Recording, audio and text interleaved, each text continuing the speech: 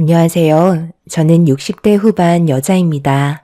그동안 믿고 살았던 사람들에게 배신을 당하게 된 제가 앞으로 어떤 식으로 살아가야 할지 몰라 사연을 신청하게 되었습니다. 처음 제 딸이 결혼을 하겠다고 한 남자를 데려왔을 때 너무 놀란 적이 있었어요. 딸은 평생 동안 혼자 살겠다며 제 속을 뒤집어 놨었는데 언제부터 마음이 변했던 건지 갑작스럽게 눈앞에 펼쳐진 광경에 많이 당황스러웠었죠. 결혼을 반대할 이유도 없었고 딸의 성격을 모르는 것도 아니기 때문에 당연히 허락을 해줬습니다. 제가 제일 걱정했던 부분이 사라져서 제가 나이가 들어 세상을 떠나도 큰 걱정 없을 것 같았습니다. 알고 보니 딸이 운영하고 있던 회사에서 함께 일하는 직원이었고 함께하는 시간이 많다 보니 자연스럽게 서로를 알게 되면서 눈이 맞았던 거였네요.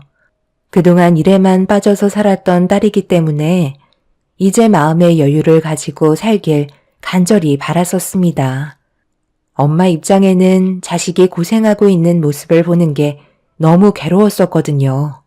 그렇게 정식적으로 부부가 되면서 딸이 운영하고 있는 회사는 점점 더 크게 발전이 되고 있었습니다.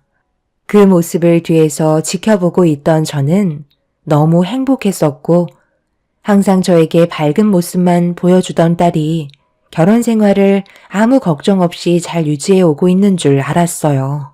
그런데 어느 날 딸과 일주일 전부터 저녁 약속을 잡아놓은 터라 시간 맞춰 회사로 찾아갔는데 제 눈앞에서 두 귀를 의심할 만큼 어이없는 말을 듣게 되었고 저는 그때가 되어서야 딸의 결혼 생활이 좋지 않다는 걸 알 수 있었습니다.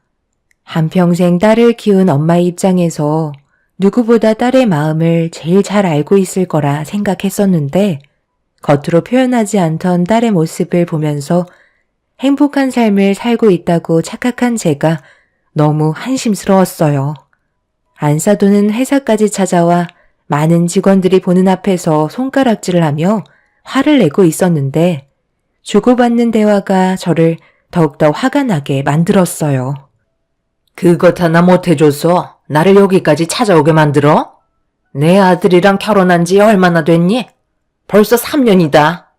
눈치가 없는 거야? 아니면 해주기 싫어서 아무것도 하지 않는 거니? 이번에 친구들과 해외여행 좀 다녀오려고 돈 좀 두둑하게 통장에 꼽아달라니까. 한 푼도 넣지 않았더라. 지금 나를 무시하는 거 맞는 거지? 확실하게 얘기해봐라. 정말 너무하시네요. 어느 정도껏 하셔야죠. 친구분들과 해외여행 다녀온다고 3천만 원을 달라는 게 말이 된다고 생각하세요? 그리고 그 돈을 왜 제가 전부 부담을 해야 되는 거죠? 그이한테 돈을 안 주는 것도 아니고 결혼하고 나서 꽤 많이 주고 있는데 그 정도는 어머님 자식인 그이한테 부탁을 하셔야죠. 지원을 못 해준다는 것보다 너무 당연시하게 생각하시니까 저는 그게 문제라고 생각돼요. 어머님을 위해서 제가 뼈 빠지게 일을 하는 건 아니잖아요. 저희 엄마도 지금 해외여행 못 보내드려서 마음이 아픈데 어머님한테 3천만 원을 드리라고요? 저는 그렇게 해드릴 수 없으니 정 가고 싶으시면 그이한테 달라고 하세요. 그리고 여긴 어머님도 함부로 출입을 해선 안 되는 회사예요. 앞으로 자제해 주셨으면 좋겠네요. 돈도 많이 벌면서 그거 몇 푼이나 된다고 나를 거지 취급하는 거냐? 내가 며느리한테 요구하는 게 잘못된 거니?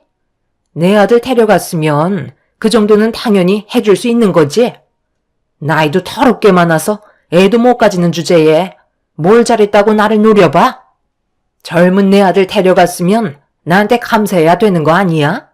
퍼줘도 모자랄 판에 꼴랑 3천만 원 가지고 엄청 떽떽거리네. 사돈, 지금 제 딸의 회사에 와서 뭐 하시는 거죠?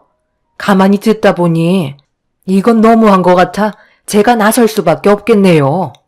상식적으로 벗어나는 행동을 하고 계신 사돈이 더 문제 같은데 그럼 반대로 제가 한번 여쭤보죠. 사돈은 제 딸에게 뭘 해줬나요? 설마 3년 동안 뜯어가기만 하신 건 아니시죠? 가는 게 있으면 오는 것도 있어야죠. 예, 너는 왜 이런 일을 엄마한테 한마디 말도 안 하는 거야? 나도 이제부터 사위한테 돈 좀 탔어야겠다. 3년 내내 바보 같은 짓만 했네. 나도 이참에 세계 일주나 하게 사위한테 가지고 있는 재산 좀 달라고 해야 되겠어. 엄마 평생 소원이 뭐라고 했니? 세계 일주 하는 거라고 몇 번이나 얘기했었잖아. 재력에 있는 내 딸을 데려갔으면 이 정도는 해줄 수 있는 거 아니야? 돈도 두둑히 받는다며. 사돈, 어떻게 생각하세요? 저도 사위한테 제대로 된 대접을 받으면서 살아봐야 되겠어요. 둘만 행복하길 바라서 그동안 아무것도 요구하지 않았던 제가 오히려 바보였네요. 당장 정서방 나오라고 해라. 오늘 우리 둘이 저녁 외식하기로 했었잖아. 카드 좀 달라고 해야 되겠다. 사위 카드로 스트레스 좀 팍팍 풀어야 되겠어. 사돈이 3년 동안 받아가신 만큼 저도 똑같이 보상 받겠습니다. 장모님 오셨어요? 엄마, 여기까지 와서 지금 무슨 짓이에요? 나중에 집에서 얘기하면 되잖아요. 그만 돌아가 계세요. 아들, 너 왜 이렇게 어깨가 말려있니? 요즘 며느리한테 시달리고 있는 거야?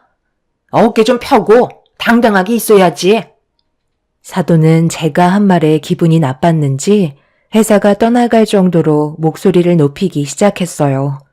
처음으로 사돈이 제 딸에게 금전적으로 요구하는 걸 보게 되었고 결혼 생활이 어렵다는 걸 알게 된 이후부터 마음이 편치 않았습니다.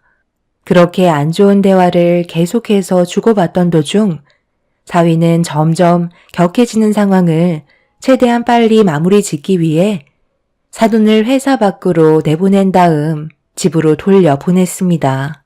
그리고 저에게 고개를 떨구며 달려온 사위는 소란을 피워 죄송하다며 용서를 구하고 있었어요. 정서방, 지금 이 상황이 상식적으로 맞는 행동이야? 여긴 엄연히 내 딸의 회사이자 대표라고. 그런데 직원들 눈이 한두 개도 아니고 많은 사람들이 보는 앞에서 내 딸에게 면박을 줘? 언제부터야? 사돈이 내 딸을 언제부터 막대한 거냐고. 친구들과 해외여행 가는 걸 왜 내 딸 보고 지갑을 열라는 건데? 고개만 떨군다고 해결될 문제가 아니잖나. 정말 죄송합니다. 제가 할 말이 없네요. 앞으로 2번 다시 이런 일 없도록 하겠습니다. 그러니 그만 진정하세요. 내가 들은 게 있는데 진정하게 생겼어? 그동안 내 딸이 사돈에게 갖다 바친 금액이 얼마나 되는 건지 알아야 할 것 같네. 사위는 진땀을 빼며 저에게 계속 죄송하다고 용서를 구하고 있었지만 이미 사돈의 행동을 보게 되면서 스트레스를 받게 된 상태라 그냥은 넘어갈 수 없었어요. 사돈이 내 딸을 함부로 대하는 건 우리 집안을 우습게 본다는 거와 같은 거였습니다. 딸은 정리하고 나오겠다며 사무실로 들어갔고 사위도 눈치를 살피다가 저를 피해 서둘러 자리를 피했습니다. 잠시 뒤 딸이 회사 밖으로 나오자 식당이 아닌 집으로 가자며 방향을 틀었어요. 딸은 저에게 좋은 걸 사드리고 싶다 했지만 그것보다 대화가 더 필요할 것 같아 무조건 집으로 돌아가자고 얘기했네요. 그리고 그동안 제가 몰랐던 사실들에 대해 설명해달라고 얘기하자 딸은 잠깐 침묵을 지키다가 어렵게 입을 열었고 결혼 생활이 힘들었는지 눈물을 보이고 말았습니다. 조금이라도 힘든 점이 있으면 엄마한테 얘기를 해야 될 거 아니야. 왜 아무 말도 하지 않고 혼자서 속으로 앓고 있었어? 엄마까지 힘들어하는 모습 보여주고 싶지 않아서 그랬지. 나도 정말 잘하려고 했지만 시댁 집안 식구들은 모든 걸 당연시하게 생각하고 점점 더 큰 것들을 바래서 많이 버거웠었어요. 오늘도 시어머니가 회사로 찾아올지 몰랐거든요. 아니 어떡해. 그런 것들을 아무렇지도 않게 요구할 수가 있는 거지? 정서방이랑 결혼 생활이 많이 힘드니? 살다 보니까 제가 몰랐던 부분들이 많더라고요. 그래도 서로 맞춰가면서 어느 정도 시간이 지나면 괜찮아질 거라고 생각했는데 전혀 달라지는 게 없었어요. 앞으로 어떻게 살아야 할지 너무 막막해요. 다음날은 괜찮아지겠지. 또 다음날은 그래도 변화된 모습을 볼 수 있겠지. 매일 기대하려 했지만 그것도 이제 지치기만 하는 것 같아요. 그래서 이제 그만하려고요. 서로 맞지 않는 부분들이 많고 계속해서 부딪힌다면 당연히 갈라서야지. 나중에 더 큰 상처로 다가오기 전에 최대한 서둘러서 정리해라. 엄마가 도와줘야 할 건 없는 거고 필요한 게 있으면 미안해 하지 말고 솔직하게 다 얘기해줘야 덜 힘든 거야. 그래서 엄마가 옆에 있는 거고 그동안 이렇게 힘들었었는데 아무것도 몰랐다는 게 엄마로서 너무 마음이 아프다. 딸은 걱정 끼쳐드려 죄송하다며 제 앞에서 눈물을 보이고 말았어요. 워낙 강한 모습만 보여주려고 행동하며 살아왔던 딸이 얼마나 힘들었으면 제 앞에서 눈물까지 보이는데 그걸 보고 있던 저는 속에서 천불이 나고 있었네요. 그날 이후 딸은 이혼을 준비하기 시작했고 사위는 받아들이기 힘들었는지 절대 이혼만큼은 안 된다며 저희 집에까지 찾아와 제 딸을 설득해달라며 결혼 생활이 고작 3년밖에 안 돼서 여러 가지로 서로 맞춰가는 기간이니 이해해달라는 말을 꺼내고 있었습니다. 이미 내 딸이 그동안 많은 배려를 해준 것 같은데 자네는 조금도 고쳐지지 않았다며? 거기에다가 사부인이 그동안 정신적으로 상당히 힘들게 했었는데 내 딸의 편을 들어주기는커녕 그냥 뒤에서 지켜만 보고 있었다는 게 너무 화가 나네. 아무리 그래도 그렇지. 둘은 평생을 함께할 사이 아닌가? 누구보다 서로를 믿고 의지해야 될 사이인데 내 딸에게 상처를 줘? 3년 동안 변화되지 않았으면서 앞으로는 달라질 거라고? 더는 믿어줄 생각 없으니 여기까지 하는 걸로 하게. 그렇게는 할 수 없습니다. 저는 아직까지 저 사람을 진심으로 사랑하고 있다고요. 시간이 지나면 좋아질 수 있습니다. 좋아질 수 없을 것 같으니까 이혼하자는 거야. 당신이 그동안 나한테 보여줬던 것들을 생각하면 더 이상 믿음이 가지 않아. 내가 힘들 때 옆에 있어줘야 할 사람이 나는 뒷전이었잖아. 오로지 당신 가족만 챙기기 바빴지. 그렇다고 우리 엄마한테 조금이라도 신경 쓴 적 있었어? 한 번도 없었잖아? 작은 선물조차도 해주지 않았으면서 이제 와서 뭐라고? 잘할 수 있겠다고? 지금까지 그렇게 해오지 않았는데 당연히 변화될 수 없겠지. 며칠 지나면 분명 똑같아질 거야. 나는 저번에 어머님이 회사에 찾아오셔서 해외여행 경비로 3천만 원 요구할 때 당신이랑 이혼하기로 결심했어. 이렇게는 더 이상 못 살 것 같아. 당신이 하는 대로 전부 다 할 테니까 우리 조금만 더 시간을 가져보도록 하자. 엄마 문제는 내가 해결하면 되잖아. 딸은 그동안 안 좋았던 감정들이 많이 쌓여 있었는지 사위한테 눈물을 쏟아내면서 불만을 털어놓고 있었습니다. 감정의 골이 이렇게까지 깊어져 있는 딸의 정신 상태가 너무 걱정이 되었었어요. 그동안 힘들게 일만 해오던 딸이 늦은 나이에 결혼을 해서 한 남자에게 정착을 하고 싶어 했지만 자기가 생각했던 거와 다르게 흘러가는 모습들을 바로잡고 싶어서 그동안 버티고 있었던 것 같았습니다.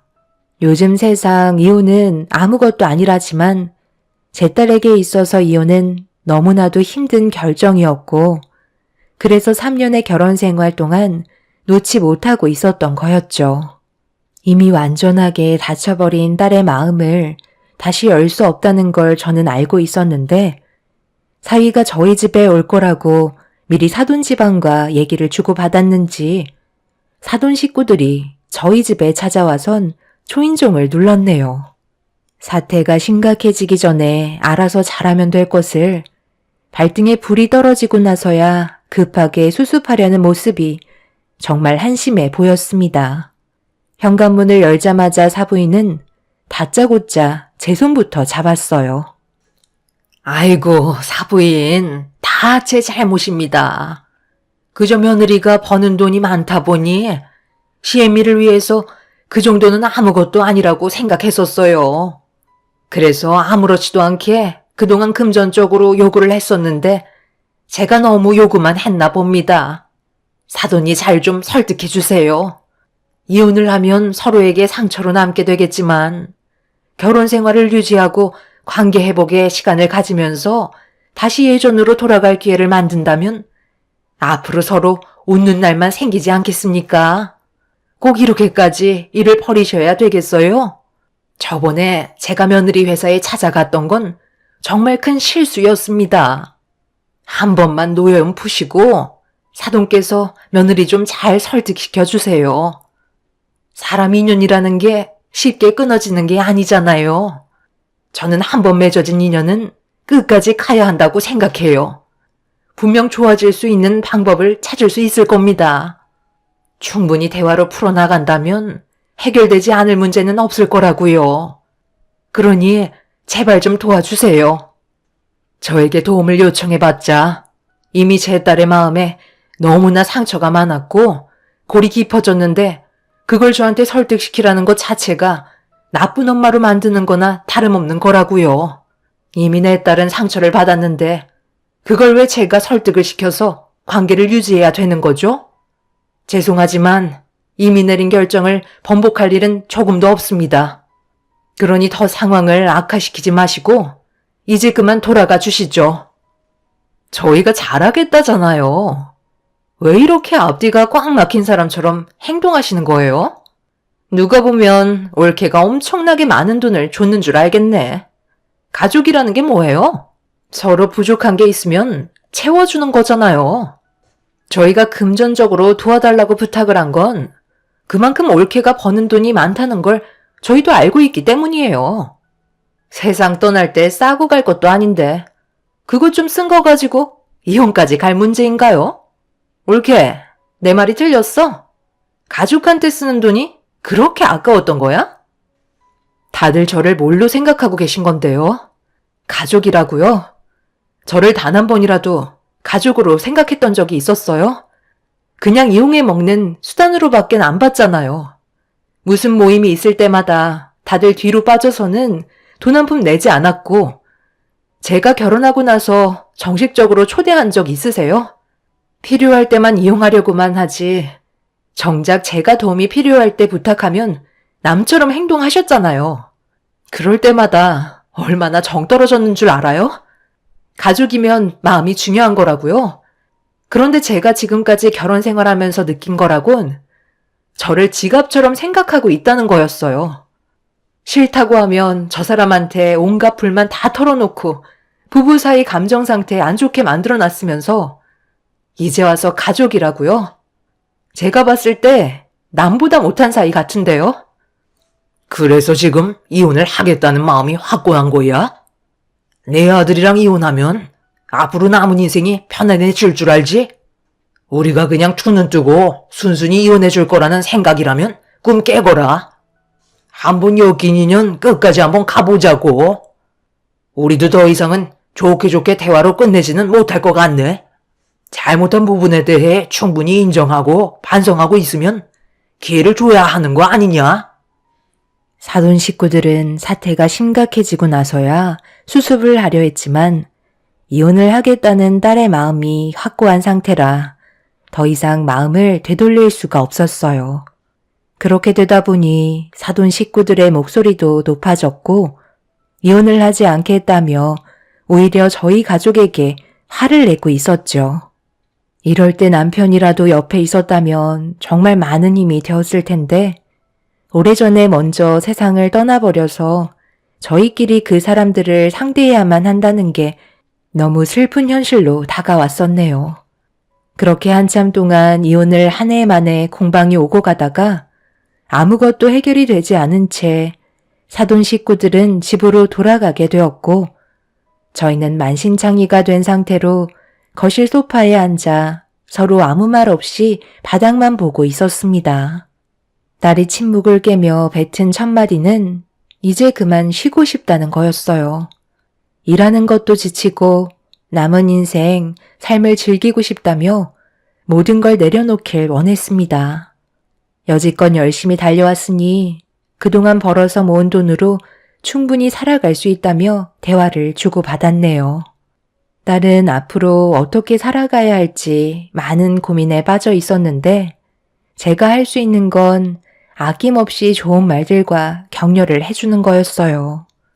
이혼을 한다고 해서 인생이 실패하는 것도 아니기 때문에 힘든 상황을 밟고 일어날 수 있게 계속 응원해 주었습니다. 그렇게 딸은 사위와 이혼을 준비하면서 그동안 힘들게 이끌어오던 회사도 정리하려는 준비를 하고 있었습니다. 그 와중에 사위가 몇 번이나 찾아와서 딸을 설득시키려 했지만 결국 사돈 식구들도 더는 되돌릴 수 없다고 판단을 하게 되었는지 이혼을 하겠다며 현실을 받아들이게 되었죠. 그렇게 딸은 회사에서의 마지막 출장을 끝내고 사위와 이혼을 결정하기로 약속을 잡은 상태였어요. 그런데 마지막 출장을 떠나기 위해 현관문을 나서는 딸의 모습이 마지막이 될 거라곤 상상조차 하지 못했습니다. 딸이 목적지에 도착했다며 저녁에 전화를 주겠다는 문자를 남겼는데 늦은 저녁이 될 때까지 연락 한 통이 없길래 일적으로 많이 바빠서 그런 줄 알고 문자 한 통 남겨둔 채 기다리고 있었습니다. 그런데 새벽 시간이 되어서도 연락이 없자 걱정되는 마음에 전화를 걸어봤는데 전원이 꺼져 있더라고요. 그때부터 뭔가 불길한 예감이 들기 시작했고 몇 번이나 더 연락을 취해봤지만 딸의 핸드폰의 전원은 켜지지 않았네요. 걱정되는 마음에 잠 한숨 못 자고 잠을 꼴딱 새웠는데 다음날 아침 모르는 전화번호로 연락이 왔어요.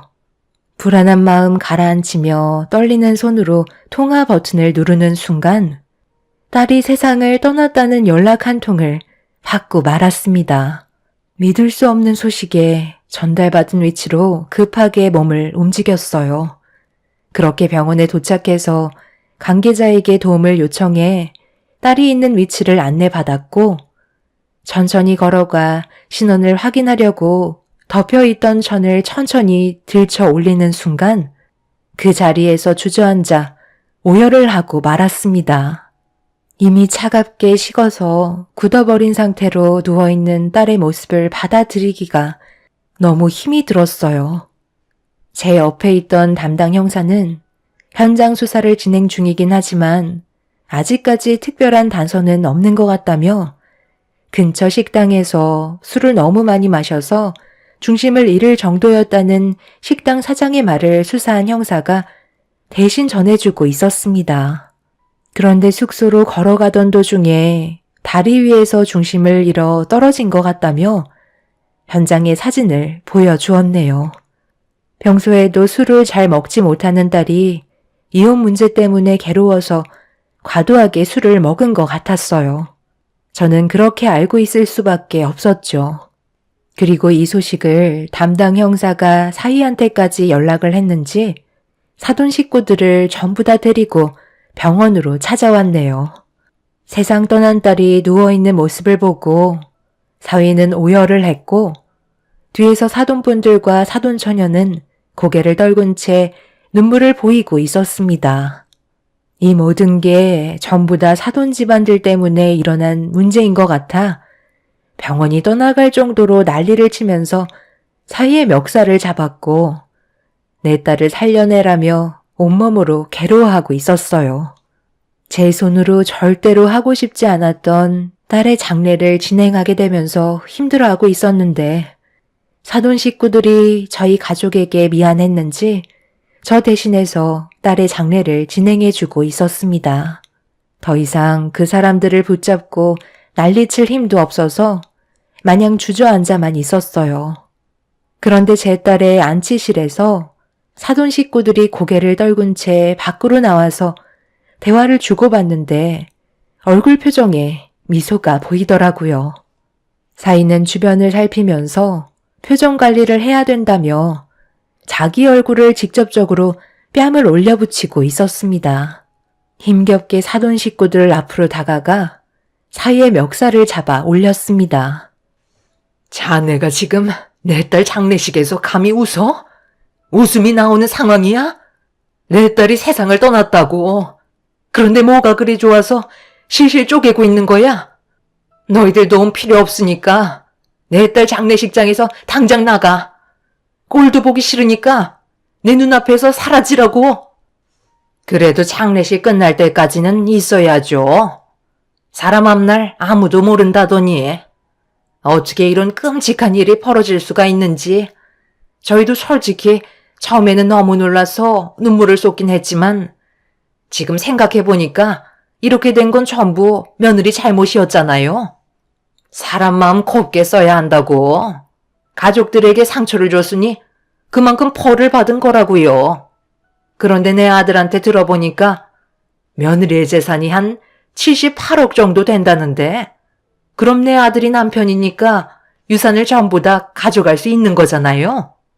그런 큰 재산을 가지고 있었으면서 꼴랑 해외여행 가게 3천만 원 달라고 한마디 한 게 그렇게 잘못된 건가요?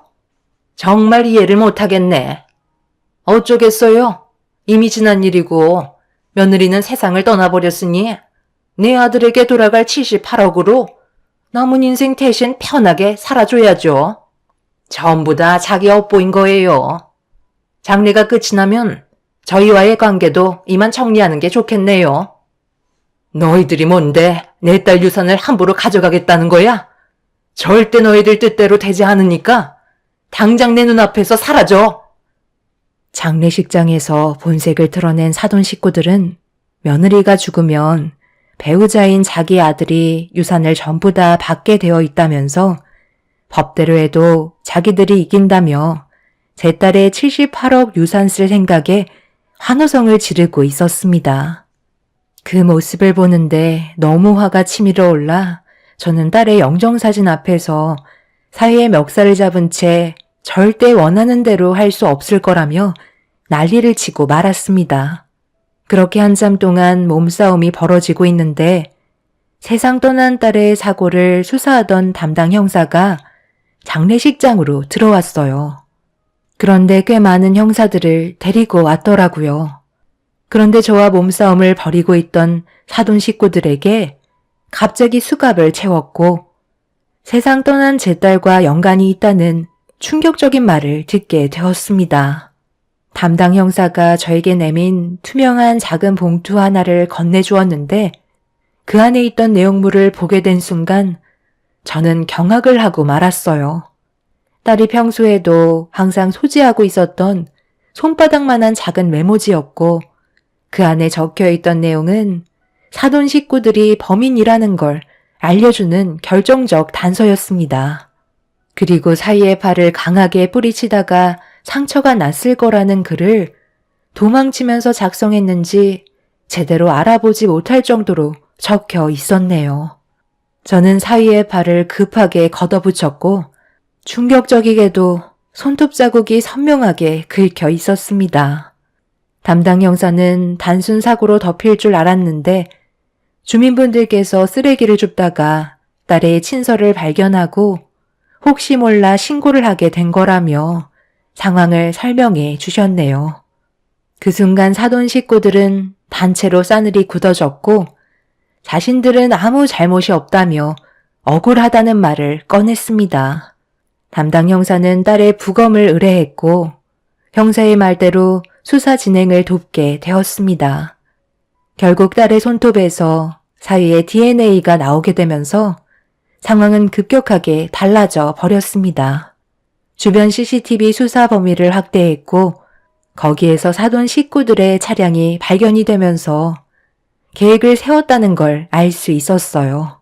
사위는 제 딸과 같은 회사에서 근무를 했었기 때문에 모든 스케줄을 알고 있어서 제 딸이 미리 출장 올 곳을 답사했고 CCTV가 없는 곳에서 범행 계획을 세우게 되었던 거죠. 딸은 사위에게 쫓기면서 친서를 작성했고 인근에 떨어진 친서를 발견하고 주민분이 신고한 거였어요. 오로지 제 딸의 돈 때문에 저지른 말도 안 되는 사건이었습니다. 결국 사위와 사돈 식구들은 계획적 범행이라는 죄질로 인해 무거운 법적 처벌을 받게 되었고 직접적으로 행동을 저지른 사위는 징역 17년형을 받게 되었습니다.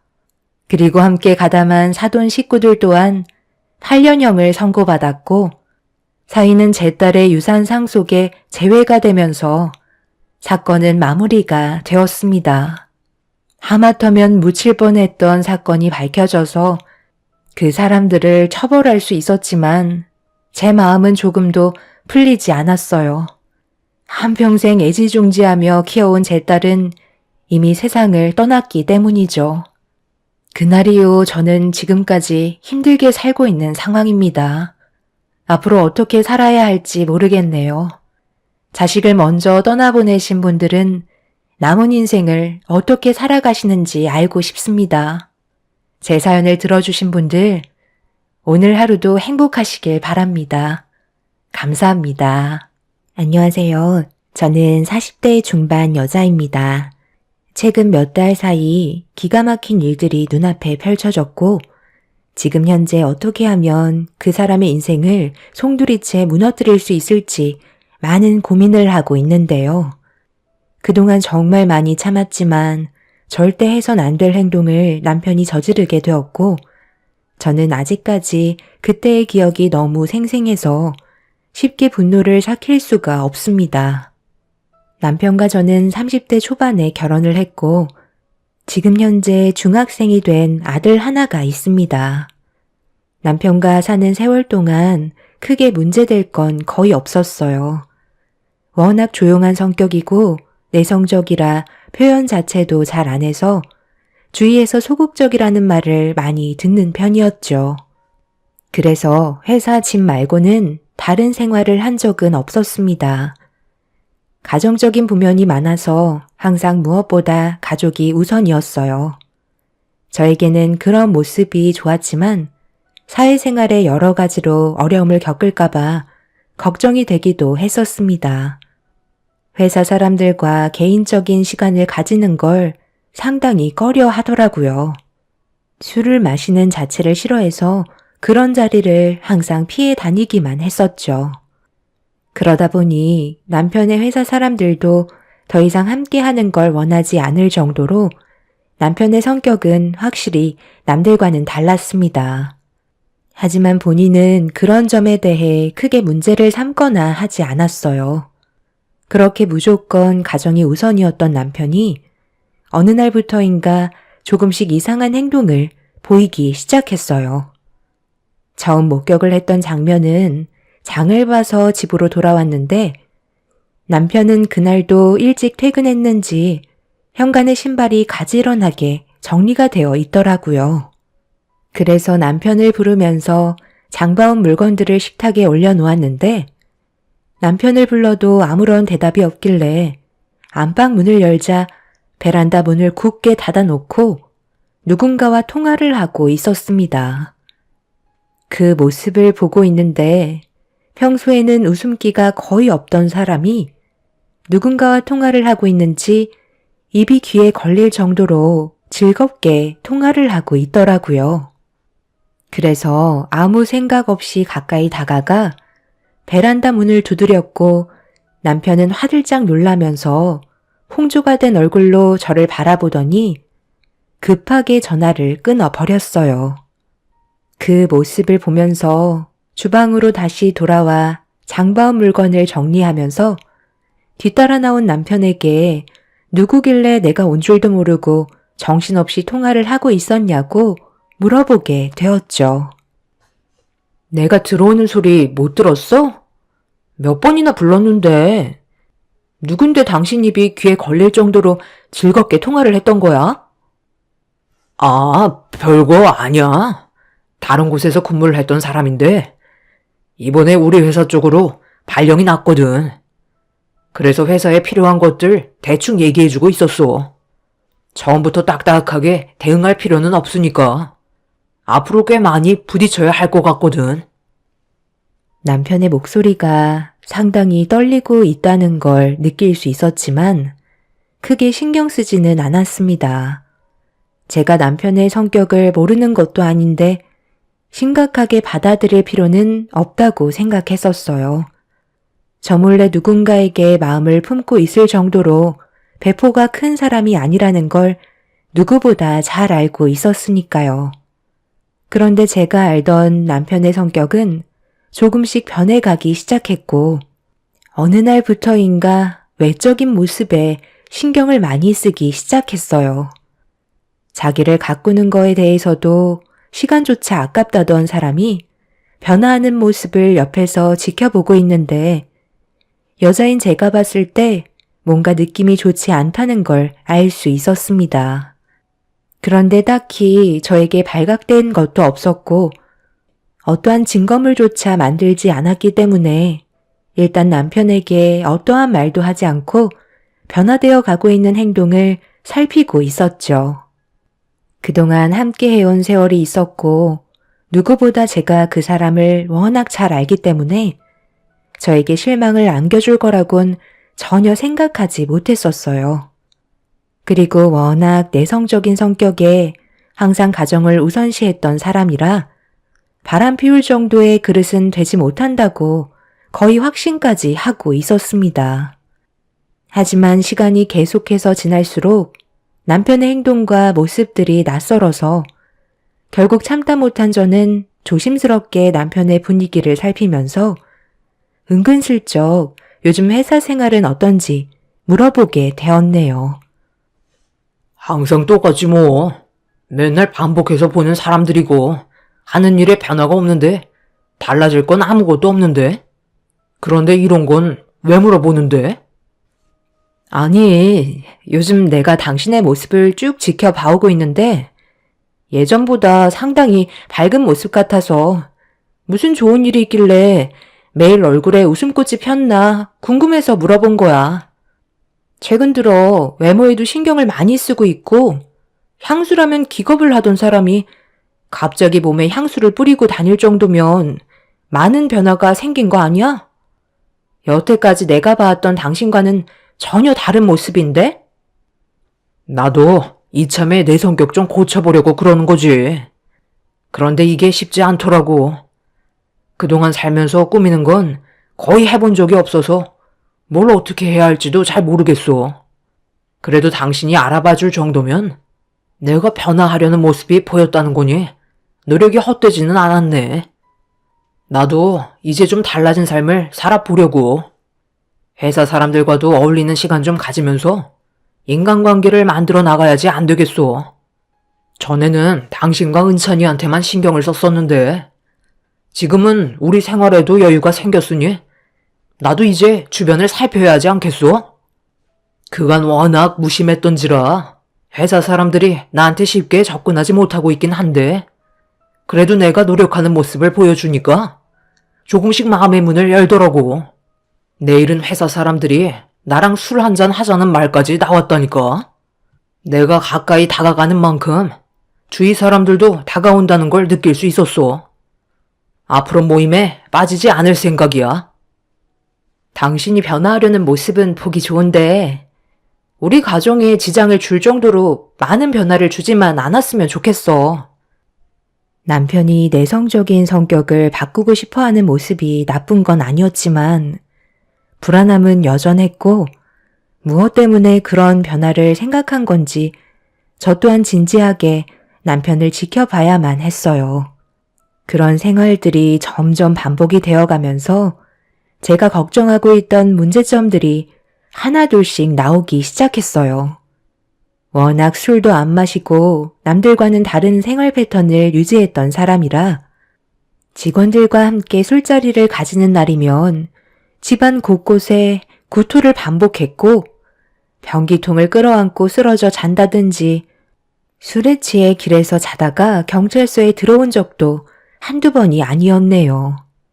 그런 모습을 묵묵히 지켜보고 있던 저도 사람인지라 변화되어 가고 있는 삶에 적응을 하지 못해서 남편에게 불만을 털어놓으면서 그냥 예전으로 다시 돌아가길 원했습니다. 당신이 변화되어가는 모습을 보여주는 건 좋은데 가족에게 피해를 주면 안 되는 거 몰라? 지금 우리 생활을 봐봐. 이게 가정을 꾸린 집안에 가정이 할 짓이야?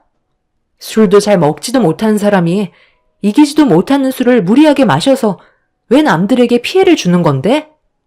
나는 당신이 자신을 변화시키고 싶다고 했을 때 말리지 않았던 이유는 워낙 내성적이라 사회에서도 어려움을 겪어서 이번이 좋은 기회일 것 같았는데 이건 변하는 게 아니라 인생을 포기한 사람처럼 살고 있는 거잖아. 나는 지금 잘하고 있다고 생각하는데 당신이 뭔데 나를 그런 식으로 판단하는 거야? 당연히 회사 사람들과 즐거운 시간을 가지다 보면 이런저런 일도 생길 수 있는 거고 술이 좀 과하게 마실 때도 있는 거지. 몇 번 실수한 거 가지고 노력하고 있는 나를 꼭 그런 식으로 몰고 가야 돼? 당신이 이러는 거 나한테 조금도 도움 안 되니까 쓸데없이 참견할 거면 그냥 입 다물고 있어. 뭐라고? 지금 나한테 뭐라고 그랬어? 입 다물고 있으라고? 당신 제정신이야? 이젠 나한테 막대해도 된다고 생각하는 거야? 당신이 지금 하는 행동들 누가 제일 많이 지켜보고 있는지 알아? 당신이 술이 만취가 돼서 들어오면 은찬이가 적응을 못해서 힘들어하고 있다고. 좋은 쪽으로 변화가 되면 내가 이런 말을 하겠어? 은찬이가 얼마나 불안에 떨고 있는데 집안의 가장이라는 사람이 꼭 그런 모습을 아들한테까지 보여줘야 하는 거냐고. 그냥 다 때려치우고 다시 원래 삶으로 돌아와. 남편은 제 말이 듣고 싶지 않았는지 입에 술 냄새가 진동을 하고 있는데도 회사에 출근을 했어요. 방문을 살짝 열고 저와 남편이 대화하고 있는 모습을 지켜보고 있던 제 아들은 자기 아빠를 무서워하면서 어디 아픈 건 아니냐고 걱정을 하고 있었습니다. 제가 원했던 삶은 이런 게 아니었는데 남편이 왜 이렇게까지 하는 건지 정말 이해할 수 없었죠. 그런데 생활을 반복해서 유지해오며 저와 아들을 계속 힘들게 하던 어느 날 늦은 새벽 시간에 남편이 술이 잔뜩 취해서는 집으로 기어 들어왔어요. 현관문을 열고 들어오자마자 신발도 벗지 않은 채 그 자리에 뻗어 쓰러지고 말았습니다. 그런데 손에 쥐고 있던 핸드폰이 눈에 들어왔고 켜져 있길래 남편의 손에서 꺼내 확인을 해봤는데 불과 몇 분 전까지 누군가와 통화를 하고 있었던 것 같더라고요. 그런데 잠시 뒤 문자 한 통이 왔고 제 얼굴은 사색이 되고 말았습니다. 같은 회사 직원인 것 같았는데 남편에게 과장님이라고 말하면서 오늘 하루 즐거웠다며 하트를 여러 개 보냈더라고요. 남편은 자신의 생활이 노출되는 걸 상당히 꺼려하는 성격이라 개인사 생활은 존중해 주길 원해서 저도 웬만해서는 간섭을 하지 않고 있었습니다. 그런데 남편에게 과장님이라고 얘기했던 한 여자 직원은 알고 보니 얼마 전에 다른 회사에서 남편의 회사로 옮기게 되었던 여자 직원이었어요. 회사 내에서도 문자를 쉬지 않고 주고받는 것도 모자라 통화 시간도 상당히 길었습니다. 보통 때면 핸드폰에 비밀번호가 걸려 있어 확인을 못했었지만 남편이 술이 만취가 돼서 들어온 바람에 판도라 상자를 열게 되었던 거죠. 정말 충격적이었던 건 남편이 저와 문자를 주고받을 때는 언제나 단답형이었는데 그 직원은 정반대였습니다. 제가 알던 남편의 또 다른 모습을 보고 있는 것 같아 너무 충격을 받았고 아무것도 모른 채 현관 앞에 누워서 쓰러져 자고 있는 모습을 한참 동안 지켜보고 있었네요. 그날 남편의 핸드폰에 있던 모든 걸 전부 다 확인을 했고 처음으로 이혼이라는 단어가 제 머릿속에 떠오르고 말았습니다. 남편과 직원이 주고받았던 문자 내용 중에 제일 충격적인 대화 일부를 공개할게요. 여기 직원들은 전부 다 유부남, 유부녀라. 윤대리는 쓸쓸하겠소. 데리고 갈 사람이 여기 회사에는 없잖아. 본사는 직원들도 많지만 여기는 워낙 규모가 작아서 몇 명 되지 않거든. 나랑 나이도 2살 차이밖에 안 나는데 결혼 생각은 전혀 없는 거야? 좋은 남자를 만나질 못해서요. 저는 결혼 안 하고 싶겠어요?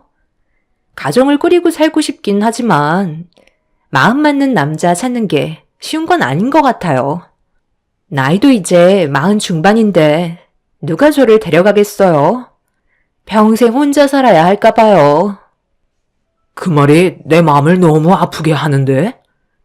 윤대리가 마음 가는 남자가 있다면 적극적으로 다가가봐. 내가 만약에 유부남이 아니었다면 윤대리한테 고백했을걸? 성격도 좋고 외모도 빠지지 않는데 몸매도 좋잖아.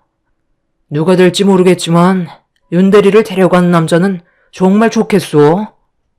솔직히 나도 지금 생각해보면 너무 젊었을 때 멋모르고 결혼을 해서 잃은 게 많은 것 같아. 그럼 과장님이 절 데려가시면 되겠네요. 제가 이 회사로 옮겨졌을 때 과장님이 저를 제일 많이 신경 써주셨잖아요. 나는 유부남이잖아. 가정도 있고 중학생 된 아들도 있는데 우리는 어차피 이루어질 수 없는 사이라고. 윤대리가 농담이 심하네. 저는 지금 농담이 아니라 진지한데요? 제가 무슨 생각 없이 막 나가는 20, 30대 애도 아니고 이래봬도 산전수전 다 겪어본 40대라고요. 괜히 빈말하는 거 아니에요. 솔직히 저도 그동안 여러 남자 만나봤지만 과장님처럼 마음이 맞는 사람 거의 없었어요. 요즘 시대에 이혼은 아무것도 아니라잖아요. 과장님도 방금 저한테 그러셨잖아요. 성격도 좋고 얼굴도 이쁘고 몸매도 좋아서 데리고 갈 남자가 부럽다고요. 그럼 그 남자가 과장님이 되어주면 안 되는 거예요? 저희가 한두 살 먹은 나이도 아닌데 좀 솔직해지자고요. 서로가 느낌을 주고받고 있는 걸 아는데 계속 모른 척 한다고 얼마나 지속이 될 것 같은데요? 무작정 이혼하라는 게 아니라 일단 저랑 연애부터 하면 될 것 같은데. 과장님은 어떻게 생각하세요? 저랑 비밀 연애 하실래요? 남편은 여자 직원의 직설적인 질문들에 대해 거절하지 못했고 그때부터 변화되어 가기 시작했던 거였어요. 저는 당연히 회사 직원들과 함께 하는 줄 알았지만 모든 것들은 거짓이었고 그 여자 직원과 단둘이서만 시간을 보내고 있었습니다. 새벽 늦게까지 잠 한숨 못 자가면서 남편을 기다리고 있었는데 정작 남편은 여자 직원과 갈 때까지 간 것 같아 보였어요. 그래서 외적으로 모든 걸 신경 쓰고 있었고 저는 더 이상 눈에 들어오지 않는 존재가 되어버렸던 거죠. 남편이 주고받았던 문자 내역들과 함께 찍었던 사진들 그리고 통화 기록 전부를 제 핸드폰에 증거를 남겨두었고 현관문 앞에서 퍼질러 자고 있는 남편을 보면서 너무 큰 배신감에 눈물을 쏟아내고 말았습니다. 저는 그동안 임신을 하고 육아를 하면서 집안 살림과 남은 반찬 찌꺼기들을 버리는 게 아까워서 먹어치우며 살다 보니 살도 쪘지만 임신을 하면서 배도 트고 얼굴에도 많은 변화가 생겨서 그런지 남편의 핸드폰 속에 찍혀있던 그 여자는 나이가 저와 비슷한데도 상당히 잘 가꾸고 있었어요. 저와 당연히 비교가 되겠지만 그래도 가정을 위해 이 한 몸 포기하면서 살아왔었는데 한순간에 변해버린 남편의 모습은 저에게 너무 큰 실망을 안겨주었죠. 그날 이후 남편은 날이 갈수록 집에 들어오는 시간보다 밖에 서 있는 시간이 훨씬 더 많았어요. 정말 멍청했던 게 남편의 마음을 사로잡아 보려고 정말 오래간만에 화장대에 앉아 거울을 쳐다보면서 어색한 나 자신을 바라보며 짙은 화장을 하게 되었고 그래도 제가 가진 옷 중에 제일 이쁜 옷을 하나 골라 남편을 기다렸습니다. 그렇게라도 하면 남편이 저에게 다시 돌아와 줄 거라 생각했었어요. 그런데 남편은 퇴근하고 집에 들어오자마자 저를 보며 경악을 했네요. 지금 뭐 하는 거야? 지금 시간에 어디 나가려고? 왜 안 하던 화장을 하고 평소에 불편하다고 입지도 않던 옷까지 걸친 거야? 당신한테 잘 보이려고 오래간만에 신경 좀 써봤는데 어때? 나 괜찮아 보여? 이렇게 분위기에 반전 좀 주면 느낌이 다르잖아. 당신은 그렇게 할 일이 없어? 집에서 이러고 놀 시간에 집안 살림이나 제대로 좀 하고 은찬이 공부는 어떻게 하고 있는지 신경이나 더 써줘. 분칠도 어울리는 사람이 있는 거지. 당신은 머리부터 발끝까지 이미 여자이기를 포기한 거 아니야? 이런 식으로 해봤자 내 감정에는 조금의 변화도 생기지가 않아. 여자는 애를 낳기 전까지가 여자인 거지. 애를 낳는 순간 더 이상 여자로 보이지 않는 거라고. 내 말 무슨 뜻인지 이해하지? 그러니까 당장 얼굴에 떡칠한 화장 좀 빨리 지우고 밥이나 차려. 당신 나한테 어떻게 그럴 수 있어? 예전에는 내가 제일 이쁘다고 했었잖아. 그런데 이제는 아니라는 거야? 당신은 내가 집안 살림만 하는 여자로밖에 안 보여? 나도 은찬이를 가지기 전까지는 날아다녔다고. 당신이 나를 이렇게 만든 거잖아. 남편은 귀가 따갑다면서 듣기 싫어했고 방으로 들어가서 나오지 않았어요. 그리고 잠시 뒤 옷을 갈아입곤 밖으로 나왔습니다. 늦은 시간에 또 그 여자를 만나러 가는 것 같아 오늘만큼은 나가지 말라며 신발을 신고 있는 남편을 멈춰 세웠어요. 그런데 남편은 제 말을 조금도 들으려 하지 않았어요. 그런데 이런 모든 상황을 듣고 있던 아들이 문을 열고 나오더니 자기 아빠한테 화를 내기 시작했습니다. 그리고 매일 밤 제가 눈물을 흘린다면서 예전에 자상했던 아빠로 돌아와 달라고 눈물을 보이기 시작했어요. 남편은 자기 아들의 눈물을 흘리는 모습을 잠시 동안 지켜보더니 잠시 동안 혼란스러웠는지 그 자리에 멈춰서서 아들을 빤히 쳐다보고 있었어요. 하지만 그것도 잠시 핸드폰에 울리는 전화벨 소리에 남편은 정신을 차린 듯 현관문을 열고 나가려길래 저는 마지막 기회라면서 문 밖으로 나가는 순간 저와의 인연은 끝이라고 이혼 얘기를 꺼내게 되었습니다. 하지만 남편은 제 말을 무시한 채 현관문을 열고 밖으로 나가 버렸네요. 아들은 밖으로 나간 자기 아빠를 데려오게 하려고 신발을 신고 뒤따라 나갔어요. 저는 그 자리에 주저앉아 오열을 하고 말았습니다. 그런데 잠시 뒤 집 밖에서 무언가 엄청난 소리가 저희 집에까지 울려 퍼졌고 사람들의 비명소리가 들리기 시작했어요. 저는 밖의 상황을 살펴보기 위해 창밖을 바라봤는데 제 아들이 도로가에 쓰러져 있었고 남편은 그 자리에 주저앉아 있었습니다. 갑작스런 상황에 너무 놀란 저는 신발도 신지 않은 채 맨발로 급하게 아들한테 달려갔어요. 남편을 쫓아가겠다고 무턱대고 앞만 보며 뒤따라가다가 옆에 오는 차를 발견하지 못한 채 교통사고를 당하게 되었고 그 모습을 목격한 남편은 넋이 나간 상태로 쓰러져서 미동조차 없는 아들을 바라보고 있었습니다. 주변 사람들의 도움으로 아들은 구조대의 도움을 받아 곧장 병원으로 향할 수 있었고 상태가 심각하다는 의사의 말을 듣고 말았습니다. 생사가 갈린 상태에서 오랜 시간 수술대에 올라간 아들은 한참 뒤에서나 수술실에서 나을 수 있었어요. 그렇게 병실로 옮겨졌지만 의사는 언제 깨어날지 모르는 상태이고 지금도 몸이 많이 안 좋아 언제 쇼크가 찾아올지 모른다며 마음의 준비를 하라는 충격적인 말을 듣게 되었네요. 네가 은찬이를 이렇게 만든 거라고. 그 여자가 그렇게 좋디? 네가 힘들게 이끌어온 가정을 무너뜨릴 정도로 그 여자가 그렇게 좋았냐고? 당신이 바람 피우는 거 나만 알고 있었는지 알아? 은찬이도 전부 다 알고 있었어. 바람을 피우려면 아무도 모르는 곳으로 가던가. 왜 은찬이가 생활하는 범위 내에서 바람을 피워서 나 말고 다른 여자와 손을 잡고 있는 모습을 들키냐는 거야. 애가 받은 충격이 얼마나 컸는지 알아? 그래도 우리는 당신이 다시 되돌아올 줄 알았어. 은찬이가 그러더라. 그 여자가 화장도 이쁘게 하고 몸매도 좋아서 당신이 마음을 뺏긴 것 같다고 나한테도 화장을 하고 이쁜 옷을 입으라고 얘기했어.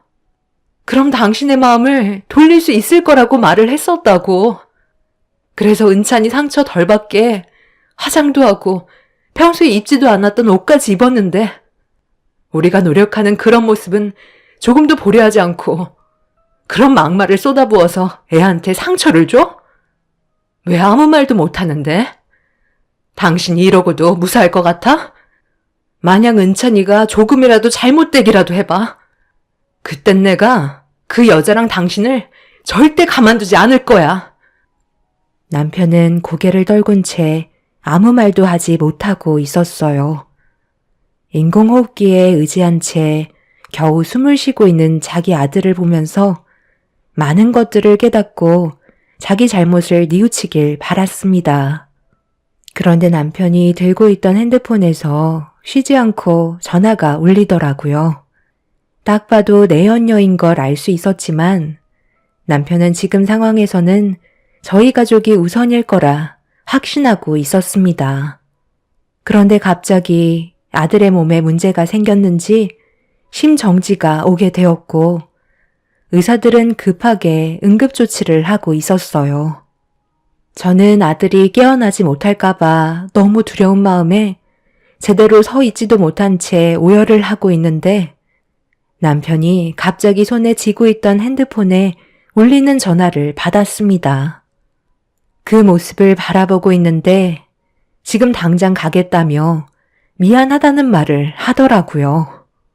저는 힘겹게 일어나 남편의 멱살을 잡으면서 뭐 하는 거냐고 소리를 질렀고 남편은 그 여자가 오랜 시간 기다리고 있었다며 기분을 풀어줘야 한다면서 남편의 멱살을 잡고 있던 제 팔을 뿌리치고 제 앞에서 등을 돌려 버렸어요. 그리곤 뒤도 안 돌아보고 병실에서 뛰어나갔습니다. 그때 남편은 더 이상 사람이 아니라는 걸 확실하게 느낄 수 있었어요. 늦바람이 무섭다는 말을 주위에서 듣기만 했지 그런 일이 저에게 닥칠 거라곤 정말 상상조차 못했었습니다. 이미 남편은 그 여자에게서 헤어나오지 못하는 상황이었어요. 아들은 다행히도 다시 심장이 뛰기 시작했고 뒤이어 양가 집안 부모님께서 도착하셨습니다. 제 아들이 이렇게 된 이유가 남편에게 있다며 제가 가지고 있던 증거물들을 양가 부모님께 보여드렸고 아들이 심정지가 왔는데도 남편은 내연녀의 기분을 풀어줘야 한다면서 뒤도 안 돌아보고 병실에서 뛰쳐나갔다고 얘기하자 시부모님께서 쓰러지고 마셨네요. 결국 양가 집안 풍비박산 나게 되었고 그날 이후 남편과 저는 이혼을 선택하게 되었습니다. 저와 아들이 받았던 모든 피해에 대해 소송을 걸었고 남편은 이런 것까지 전부 예상했다는 듯 제가 제시한 위자료와 정신적인 손해배상 그리고 재산 분할까지 제가 원하는 대로 순순히 따라 주었어요.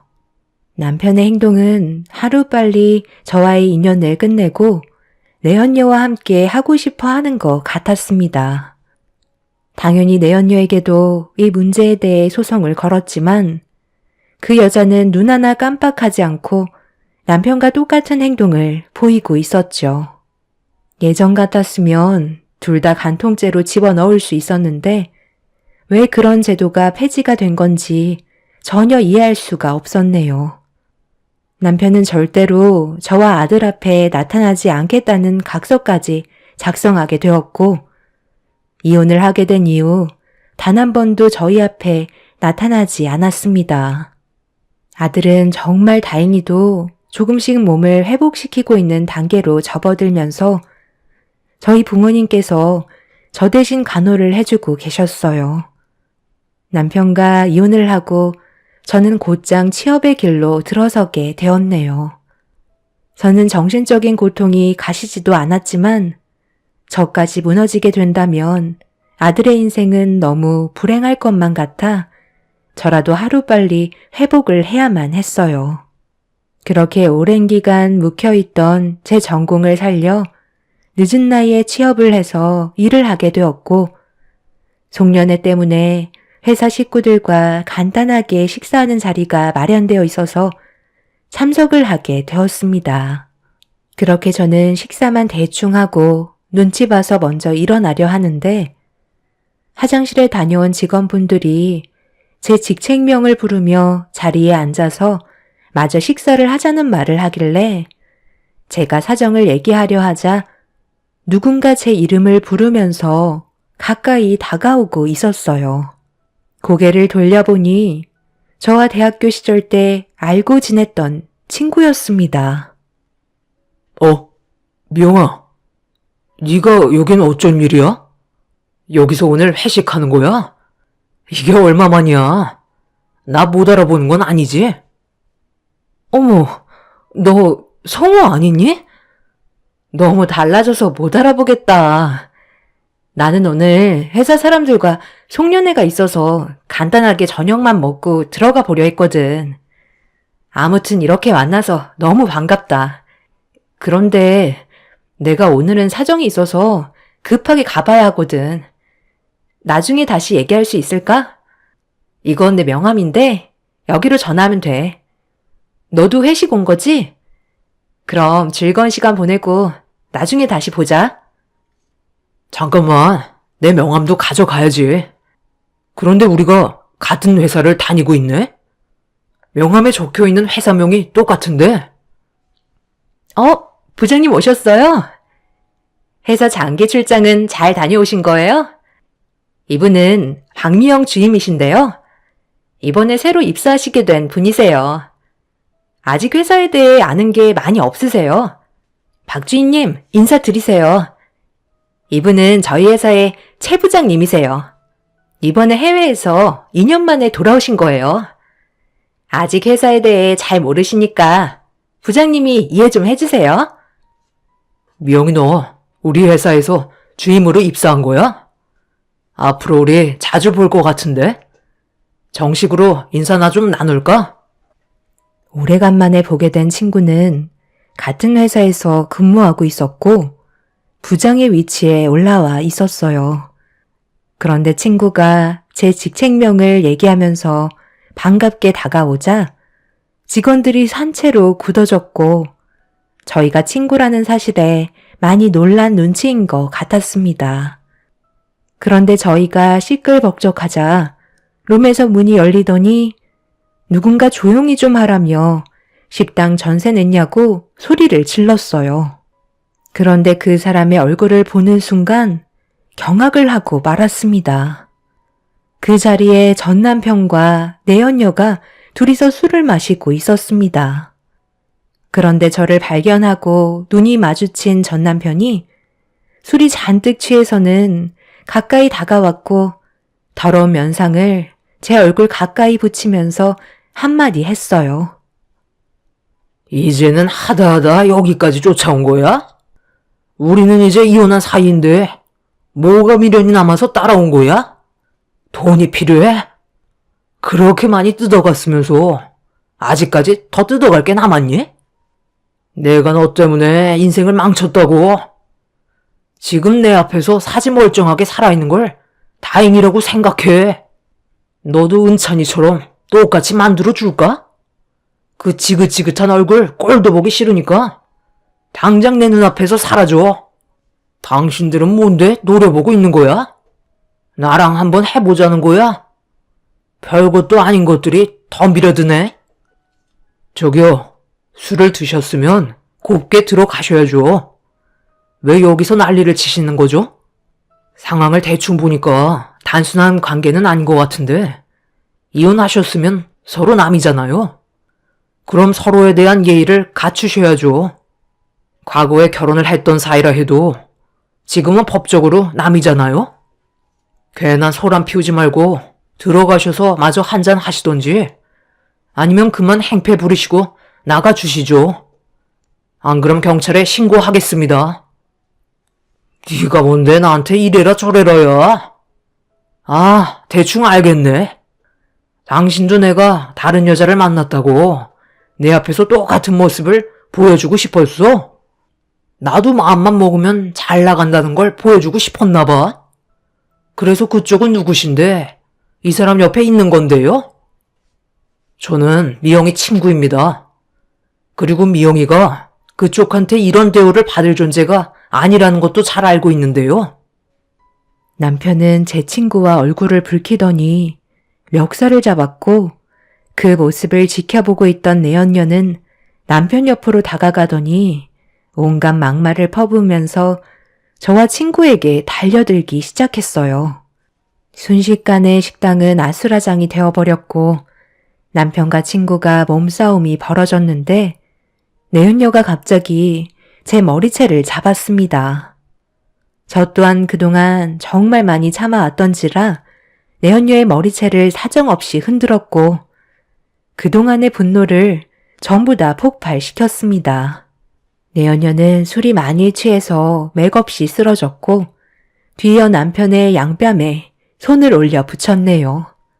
결국 식당 주인이 경찰에게 신고를 하면서 상황이 마무리되는 듯 싶었는데 전 남편이 자신을 통제 못하고 경찰들을 뿌리치며 맥주병을 들어서 저에게 던져 버렸어요. 그런데 그걸 제 친구가 몸으로 막으면서 머리에 부딪히게 되었고 그 자리에서 쓰러지고 말았습니다. 아수라장이 된 식당에서 친구는 구급차에 실려가 치료를 받게 되는 상황이 오고 말았어요.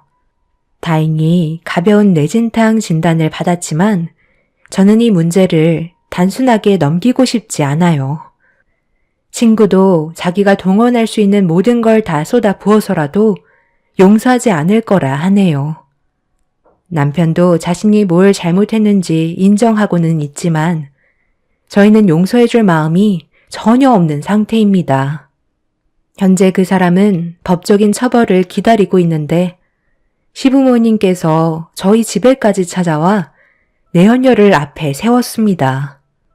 알고 보니 내연녀의 뱃속에 그 사람의 아이를 가지고 있었네요. 정말 답이 안 나오는 사람들이더군요. 이번 기회에 그 두 사람을 전부 다 송두리째 무너뜨리게 하고 싶어요. 절대 용서할 일 없고 받아주지도 않을 겁니다. 여러분들께서 더 좋은 방법이 있으면 알려주세요. 그 사람들을 완벽하게 처리하고 싶네요. 모든 분들 건강 조심하시고 즐거운 명절 보내시길 바랍니다. 감사합니다. 안녕하세요. 저는 태안에 살고 있는 30대 중반 여자입니다. 남편과 결혼을 하고 꿈만 같은 결혼 생활들이 펼쳐질 거라 생각했었는데 여러 가지 어려운 상황들이 저를 너무 힘들게 만들었어요. 많은 걸 바란 것도 아니고 소소한 행복들에 감사할 뿐이었는데 전혀 예상하지 못한 일을 겪게 돼서 지금 현재 너무 놀란 상태입니다. 현재 결혼 5년 차에 2살 된 아들 하나를 키우고 있는데요. 지금으로부터 한 5개월 전쯤에 시모가 저희 집에 방문을 하셨어요.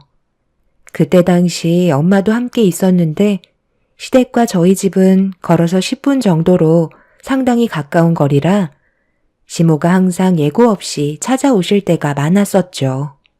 그날 역시도 시모는 저에게 전화 한 통 하지 않고 현관문 비밀번호를 누른 뒤 집에 들어오셨어요. 예전에 이런 문제 때문에 현관 비밀번호를 한번 바꿔 썼다가 집안이 난리가 난 적이 있었거든요. 그래서 다시 원래대로 되돌려 놓게 되었었죠. 시모의 성격은 여성스럽기보단 남성적인 부면이 많다고 해야 할까요? 상당히 거치시고 말을 하실 때도 상대방의 기분이 어떨지는 전혀 생각하지 않습니다. 그래서 최대한 마찰을 줄이기 위해 묵묵히 들어드리는 편이고 시모의 심기를 건들게 하지 않으려고 최대한 눈치껏 행동을 하게 되었어요. 그런데 시모가 연락도 없이 저희 집에 들어오셨을 때 저는 엄마와 함께 밥을 먹고 있었어요. 아이가 겨우 잠이 들어서 잠시 숨을 돌릴 수 있는 아주 소중한 시간이었습니다. 최대한 휴식을 취해야 하는 그 시간에 시모의 현관 비밀번호를 누르는 소리에 잠기가 밝았던 아이는 자다가 놀랐는지 잠에서 깨어나게 되었고 엄마가 방 안으로 들어가 울고 있는 아이를 진정시켜주고 계셨죠. 애를 네가 봐야지. 왜 사돈이 방 안으로 들어가시는 거야? 너는 지금 이 와중에 밥이 목구멍으로 넘어가니? 어머님, 그게 아니라요. 저희 엄마가 먼저 식사를 끝내셔서 저도 최대한 빨리 먹고 돌봐주려고 한 거예요. 사돈이 계속 이런 식으로 도와주시니까 얘가 당연하게 생각하는 거라고요. 요즘 들어 너무 자주 찾아오시는 것 같네요. 엄마가 딸 얼굴 좀 보고 싶어서 오는 것뿐인데 뭐가 잘못됐나요? 그러는 사돈은 왜 연락도 없이 찾아오신 거예요? 저희야 당연히 집이 바로 앞이니까 왔다 갔다 하는 거지만 사돈은 며느리 집에서 버스 타고 2시간은 와야 하는 거리잖아요? 그러니 당연히 비교할 수가 없죠. 예, 일단 상을 차렸으니 나도 좀 먹게 밥 좀 퍼와라. 그나저나 사돈께서는 언제까지 며느리 집에 있을 생각이세요? 웬만하면 해 떨어지기 전에 댁에 들어가셔야 하지 않겠어요? 며느리와 단둘이 할 얘기가 있거든요. 그건 제가 알아서 할 테니 신경 안 쓰셨으면 좋겠네요. 그리고 할 얘기가 있으시면 그냥 하세요. 무슨 비밀 얘기를 하시려고 저를 꼭 내보내려 하시나요? 괜히 제 딸에게 안 좋은 말씀 하실까봐 오늘은 아예 여기서 자고 가야겠네요.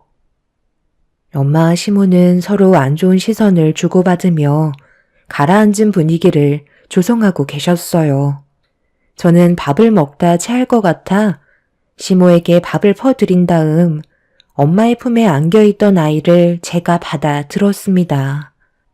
엄마는 집에 들어가 봐야겠다면서 시모와 얼굴을 붉히는 게 싫으셨는지 자리를 피하려 하셨어요.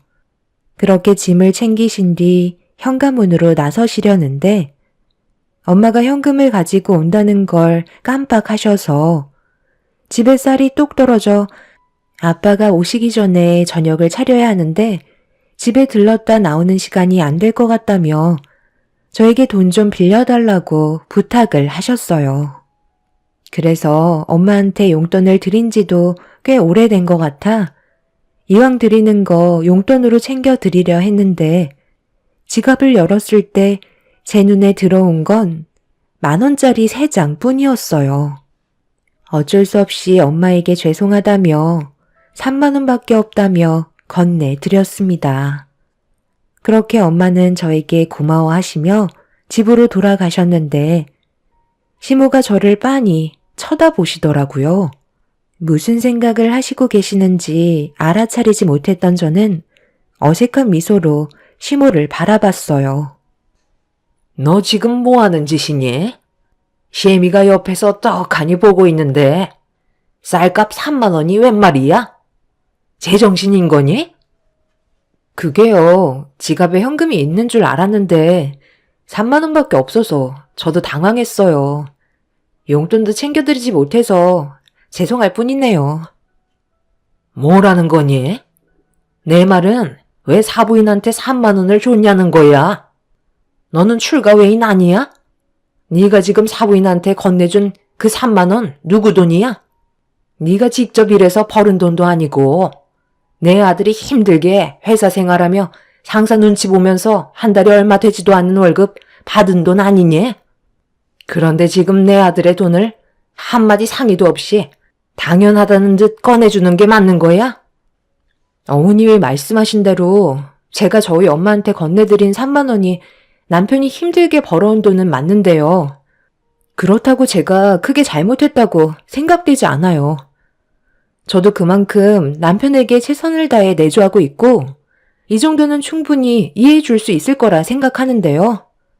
어머님께서 제가 3만 원 드린 게 정말 불편하게 생각하신다면 남편이랑 맞벌이 할 때 모아두었던 돈에서 3만 원 채워 놓을게요.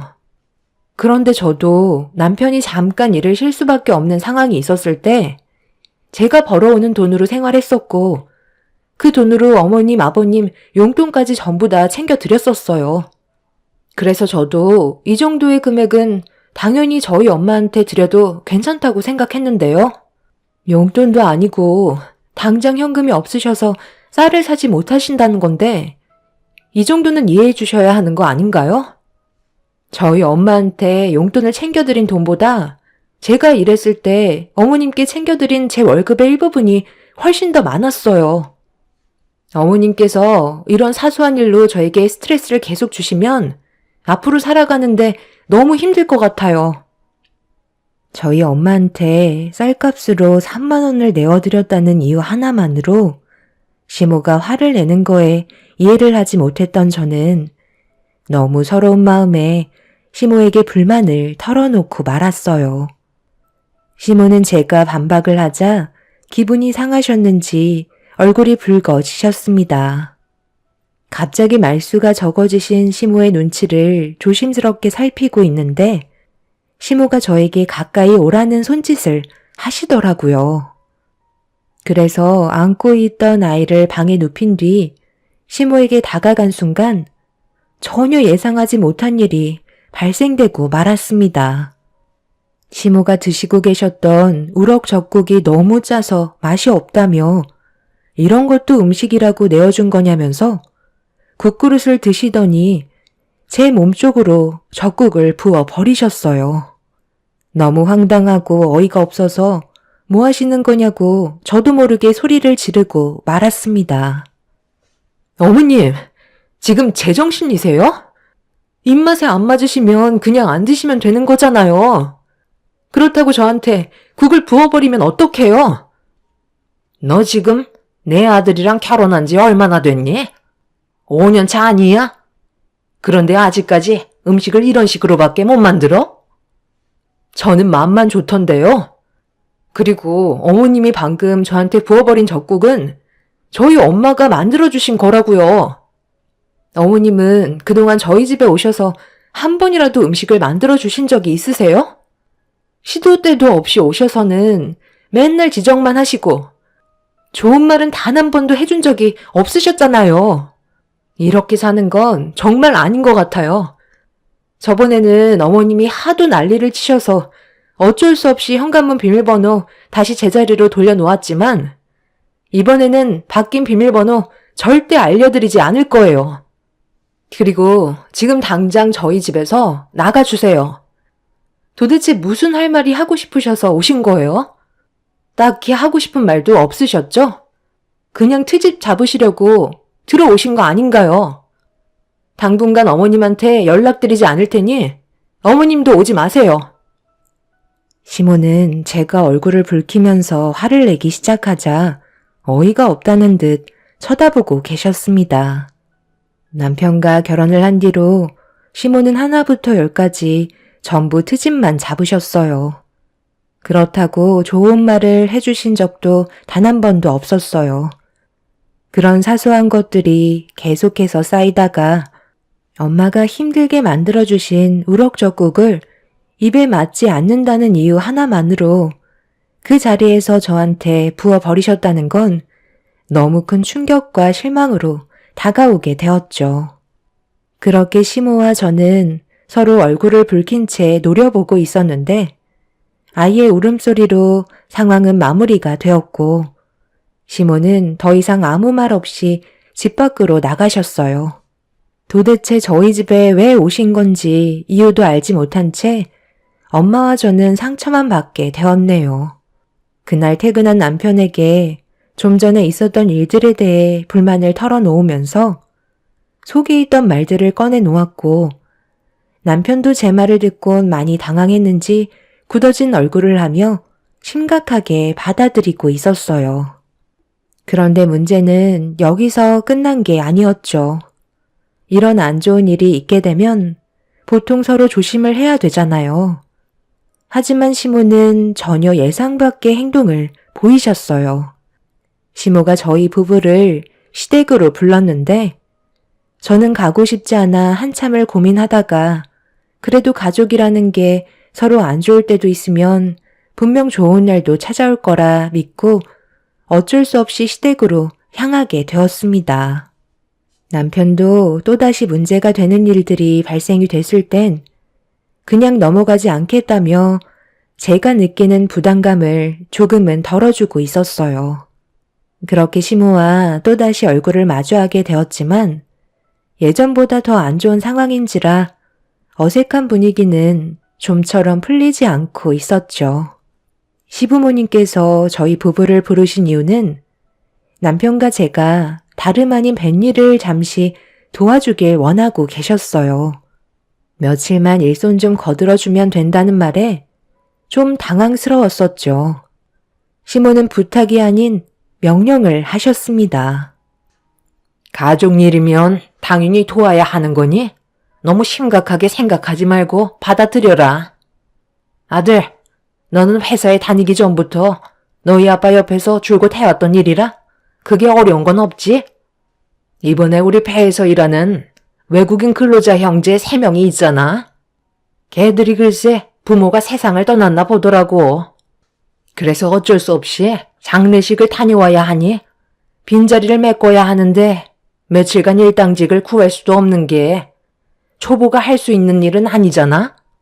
그래서 너희들한테 부탁을 하는 거니 토달지 말고 그냥 받아들이고 내일 모레부터 일을 시작해야 하니까 전날 저녁에 준비하고 오도록 해라. 애는 내가 봐줄 테니까 걱정하지 말고. 왜 애를 엄마가 봐줘요? 이 사람은 배에 올라타 본 적도 없다고요. 쉬운 일도 아니고 위험한 일인데 자칫하다가 사고라도 나면 어쩌려고요. 그렇게는 절대 안 돼요. 애는 이 사람이 보고 엄마랑 제가 뱃일을 하는 게 맞는 거라고요. 내가 지금 이 나이에 뱃일을 해야 되겠니? 그래도 어느 정도 힘이 좋은 며느리가 하는 게 좋지. 힘든 일은 하지 말고 며느리가 할 수 있는 일거리를 시키면 되는 거잖아. 너는 엄마를 그렇게까지 일을 시키고 싶은 거야? 예전에는 아주 엄마 껌딱지처럼 쫓아다니더니만 둘이 결혼했다고 이제 엄마는 안중에도 없는 거지? 며느리 너는 어떻게 생각하니? 애를 네가 봤으면 좋겠니? 일손이 하나라도 부족하니까 차라리 사부인께 도와달라고 얘기를 좀 하던가. 내 생각은 그게 좋을 것 같은데. 뭐 좋은 일이라고 이런 일을 사돈댁에 알려? 며칠간 뱃일하러 떠난다고 하면 사돈이 좋다고 보내줄 것 같아? 눈이 뒤집혀서는 절대 안 된다고 난리를 칠 게 뻔하다고. 예, 시애미가 요즘 몸이 많이 힘드니까 네가 내 아들 따라가서 뱃일 좀 하거라. 너도 우리 집안 식구면 이런 것도 배워야 하지 않겠어? 앞으로 이런 일이 한두 번 생기는 것도 아닐 텐데 미리 배워둔다 생각하면 좋잖니. 혹시 알아? 뱃일이 체질에 맞아서 뱃사람이 될 수도 있는 거라고. 손자는 내가 알아서 볼 테니 이번에 좋은 경험한다 생각하고 며칠간만 고생 좀 하고 오도록 해라. 아들, 너도 회사의 사정을 얘기하고 미리 계획해서 준비하고. 시모의 강압으로 저희는 어쩔 수 없이 시부의 뱃일을 도와드려야만 했어요. 저는 관광배만 타봤지 시부가 일하시는 배에는 단 한 번도 올라탄 적이 없었습니다. 여러 가지 고기들을 잡는 건 알고 있었지만 제가 직접 배 위로 올라가 일을 하게 될 거라곤 전혀 상상하지 못했었어요. 결국 저희 부부는 시부의 일손을 돕기 위해 배 위로 올라타게 되었고 남편은 제가 걱정이 되었는지 아무것도 시키지 않았습니다. 그런데 좁은 배 위에서 남편과 시부가 힘들게 일을 하고 있는데 제가 그냥 보고만 있는 것도 그래서 할 수 있는 건 최대한 도와주려고 노력을 했어요. 정말 다행이었던 건 미리 멀미약도 먹어서 심하게 속이 울렁거리지는 않았습니다. 임신을 했을 때 입덧보다 덜했기 때문에 참을만 했었는데 문제는 바닥이 너무 미끄러웠어요. 처음에는 잘 몰랐는데 물고기를 끌어올리면서 끈적거리는 무언가가 걸어 다니는 걸 어렵게 만들었습니다. 거기에다가 점점 높아지는 파도는 저를 더욱더 불안하게 만들기 시작했어요. 그렇게 첫날의 뱃일이 힘들게 끝이 나고 완전 녹초가 되어버린 상태로 집에 들어와 곧바로 쓰러지고 말았네요. 그리고 그 다음날도 동이 트지 않은 새벽 시간에 배를 타고 먼 바다로 나가 파도와 싸우며 남편과 시부가 시키는 대로 움직이면서 일손을 도와주던 도중에 갑자기 현기증이 몰려왔어요.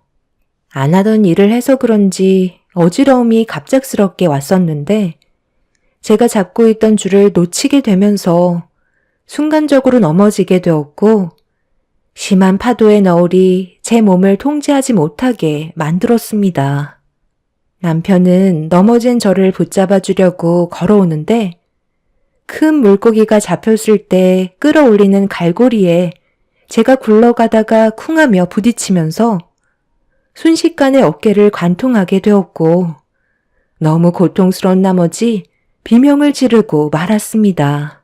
시부와 남편은 그 광경을 보고 사색이 된 얼굴로 모든 일을 중단하고 저에게 뛰어왔어요.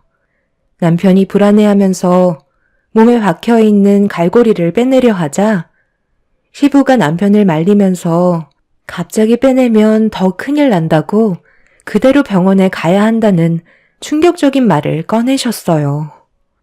갈고리를 빼내는 순간 상처 부위에 더 크게 오염이 될 수 있다며 서둘러 병원으로 가기 위해 급하게 뱃머리를 돌리셨어요. 병원을 가는 동안에도 정말 참기 힘들었던 건 배가 파도에 휘청거리니 계속해서 어깨에 통증을 유발했습니다. 그렇게 2시간 동안 달려서 겨우 선착장에 도착을 했고 저는 거의 실신이 될 정도로 많이 지쳐있는 상태였어요. 선착장에 계시던 분들은 제 어깨에 관통이 된 갈고리를 보곤 경악을 하면서 걱정을 하셨습니다. 시부는 남편에게 서둘러 병원으로 출발하라고 차키를 넘겨주셨고 시부는 곧 뒤따라 가겠다며 조업을 마치지 못한 상황이라 다른 일행분에게 대신 조업을 끝내달라고 부탁을 하고 계셨네요.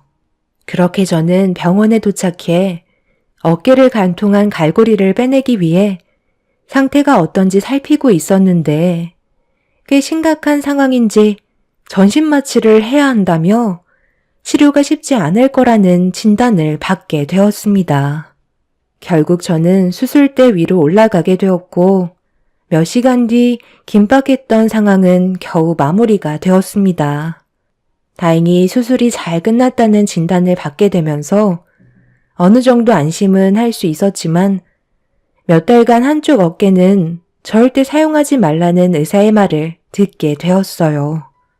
어깨는 제가 움직이지 않으려 해도 저절로 움직여지기 때문에 깁스를 한 상태라도 수술 부위에 염증이 생길 수가 있어서 한동안 입원을 하면서 몸의 상태를 살펴봐야만 했어요. 그리고 시부는 저에게 미안하다면서 고개를 들지 못하셨네요. 하지만 제 아이를 들쳐매고 병실로 들어오신 시모는 저를 보며 한심하다는 듯 표정을 보이시며 가까이 다가오더니 한마디 하셨어요. 어쩜 너는 초심성이 그렇게 없니? 회의에서 시키는 대로 하면 되는 건데 다칠 게 뭐가 있다고 지금 이 사단을 만든 거야? 하여간 어디 하나 마음에 드는 구석이 하나도 없어. 괜히 쓸데없는 말 너희 사돈분들 귀에 들어가면 좋을 거 하나 없으니까 당분간 사부인은 집에 출입하지 못하게 네가 얘기 좀 잘 해놔라. 자식이 다쳤는데 어느 부모가 좋아하겠어? 그런데 며칠 지나면 멀쩡해질 것 같구먼. 그렇게 크게 다친 것 같지는 않은데? 이 정도가 다행이라고 생각해. 만약 그 갈고리가 어깨가 아닌 머리 쪽을 향했어 봐라. 아유, 생각만 해도 끔찍하다. 그런데 얘는 누굴 닮아서 말을 왜 이렇게 안 듣는 거야? 내 아들은 아기 때도 얌전했었는데 얘는 통제가 안 될 정도로 사방팔방 돌아다니면서 한시도 쉬지 못하게 만들어서 내가 정말 힘들어 쓰러지겠다. 어차피 너는 이제 할 것도 없으니까 네 아들 도로 데려가라. 병원에 입원해 있는 동안 충분히 돌봐줄 수 있잖아. 다행히 왼쪽 어깨가 다친 거니 오른손으로 뭐든 다 할 수 있는 거 아니니? 나는 오늘 급한 모임이 있어서 먼저 가마. 엄마, 지금 어딜 가신다고요? 엄마 때문에 일이 이렇게까지 되어버렸는데 환자한테 이까지 맡긴다는 게 말이 된다고 생각해요? 지금 당장 그 모임 취소하세요. 그리고 엄마가 이 사람한테 강압적으로 일을 시킨 거니 그만큼 엄마도 책임을 지셔야죠. 이 사람의 어깨가 정상적으로 될 때까지 제 아들 돌봐주시고 매일 오셔서 간호까지 책임져 주세요. 아들, 방금 나한테 뭐라고 그랬니? 내가 잘못 들은 거지? 이게 왜 내 책임이야? 본인이 선택해서 배에 오른 건데. 그리고 내가 왜 며느리 수발을 들어줘야 하는 거지? 내 몸 하나 간수하기도 힘든데 손자까지 봐줬으면 감사한 줄 알라고. 그러니까 내가 뭐라고 그랬어? 그냥 당신 보고 도와달라고 했잖아. 괜히 하기 싫어서 며느리한테 떠넘겼다가 이게 뭔 일이야? 앞으로 사돈댁 얼굴 어떻게 보냐고. 나중에 이 일을 알기라도 해봐. 그땐 사돈분들이 가만히 있겠어? 언제까지 이 일을 숨길 수 있을 것 같은데? 차라리 하루빨리 알려드리고 고개 숙여 죄송하다고 사과드리는 게 더 큰 일을 막을 수 있는 거야. 계속 숨겨봤자 우리 마음만 불편한 거라고. 나는 지금 이대로 사돈분들 얼굴 절대 볼 수 없을 것 같다. 그럼 이참에 잘 됐네. 내가 사부인이랑 성격이 잘 맞지가 않아서 얼굴만 보면 싫은 소리가 나오는데 이참에 며느리가 인연 끊으면 되는 거지. 어차피 출가외인 아니야? 너는 이제 우리 집안 식구잖아. 그리고 얘도 생각이 있으면 사돈분들께 이 사실을 말하지 않겠지. 그럼 집안 싸움밖에 더 나겠어? 일단 오늘은 내가 중요한 볼 일이 있어서 그러니 아들 네가 애를 좀 봐야겠다. 하여간 우리 집안에 시집 온 순간부터 조용할 날이 없다니까. 나는 먼저 일어나 보도록 하마. 시모는 조금도 저에게 미안한 마음을 가지지 않았어요. 오히려 더 큰 목소리로 저를 다그치셨죠. 다친 것도 서러운데 시모에게 상처되는 말을 듣게 되니 저도 모르게 서러워서 눈물이 쏟아지고 말았습니다. 시부와 남편은 시모의 행동에 많이 당황한 듯 뒤따라가더니 더욱더 심각한 대화를 주고받고 있었어요. 그날 남편과 결혼 이후 시모에게 제일 큰 실망을 하게 된 저는 병원에서 퇴원을 하게 되면 시모와 완전히 인연을 끊어낼 생각을 가지게 되었고, 그렇게 남편과 시부의 도움으로 저는 지속적으로 치료를 받을 수 있었네요. 시모는 온갖 불만을 털어놓으면서 제 아들을 돌봐주는 거에 대해 상당히 짐스럽게 생각하고 계셨어요. 아들 손자까지 낳아줬는데 이런 수모를 겪는 건 너무 불쾌했고 태어날 때까지만 꾹 참으며 때를 기다렸습니다. 그렇게 온갖 서러움 다 품은 채로 치료가 끝난 뒤 집으로 돌아갈 수 있었지만 어깨의 통증은 지속적으로 저에게 고통을 주고 있었죠. 남편의 도움을 받아 통원 치료하면서 최대한 어깨를 안 쓰려 했었지만 육아를 하는 저로서는 그게 잘 되지 않더라고요. 그리고 제가 퇴원을 하고 난 이후부터 시모는 저에게 조금도 도움을 주려 하지도 않았고 전화조차 한 통 한 적이 없었어요. 최대한 조심스럽게 움직이려 했지만 날이 가면 갈수록 어깨에 무리가 오게 되면서 한계에 달해 결국 저희 엄마에게 도움을 요청하고 말았습니다.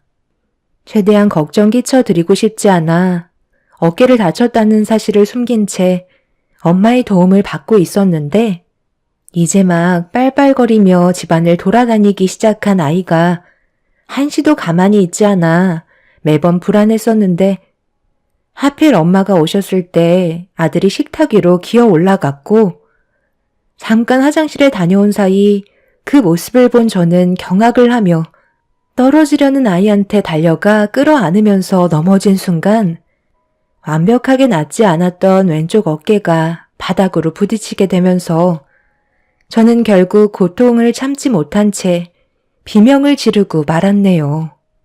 엄마는 제가 어깨를 부여잡고 눈물을 흘리는 모습을 보시더니 급하게 달려오셔서 어깨를 살피셨고 결국 수술 자국이 드러난 순간 엄마의 얼굴은 사색이 되고 말았습니다. 떨리는 목소리로 저에게 어떻게 된 거냐며 호흡을 가다듬지 못하시면서 물어보시는데 차마 입을 열지 못한 채 고개를 떨구고 있었어요.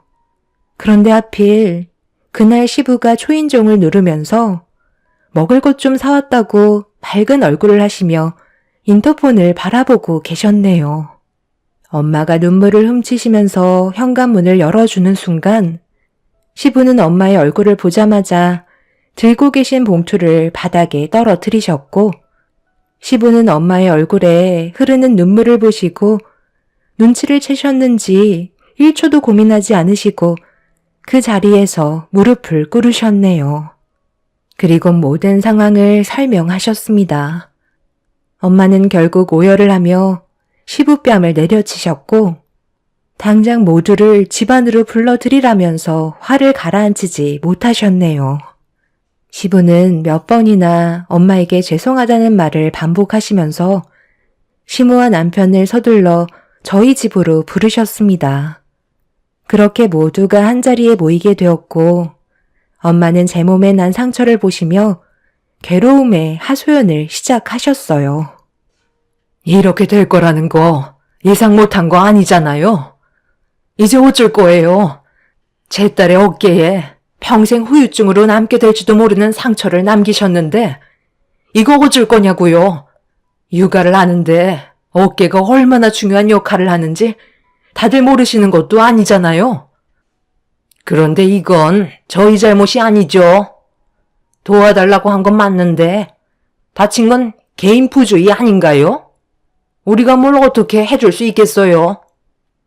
그럼 저희 딸이 지금 몸이 온전치 않고 사돈께서 조금이라도 미안한 마음을 가지고 계셨다면 몸이 완전히 회복이 될 때까지는 옆에서 손자를 돌봐줘야 하는 게 당연한 거 아닌가요?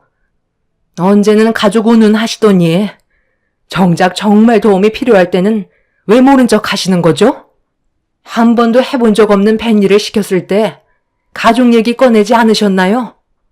그럼 제 딸이 다친 것도 가족들의 책임인데 사돈은 조금도 짐을 지지 않으시겠다는 거네요.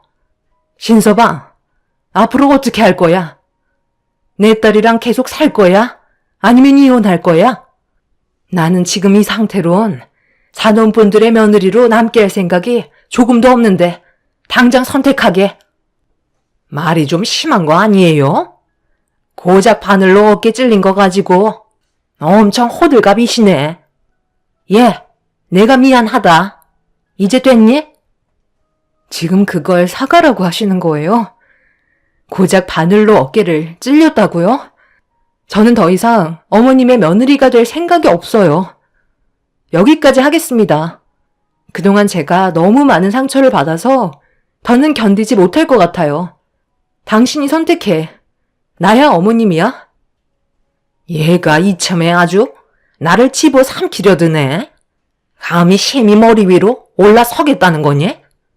그래, 네가 원하는 대로 해라. 인연 끊는다고 내가 무서워할 줄 알아? 아들, 너도 저런 여자 지긋지긋하지? 몸에 하자 생겼는데 데리고 살면 뭐하겠니? 당장 이혼하고 새삼 살아라. 내가 아주 좋은 며느리감 소개해주마. 당신은 뭘 그리 잘못했다고 죄 지은 사람처럼 고개를 떨구고 있어?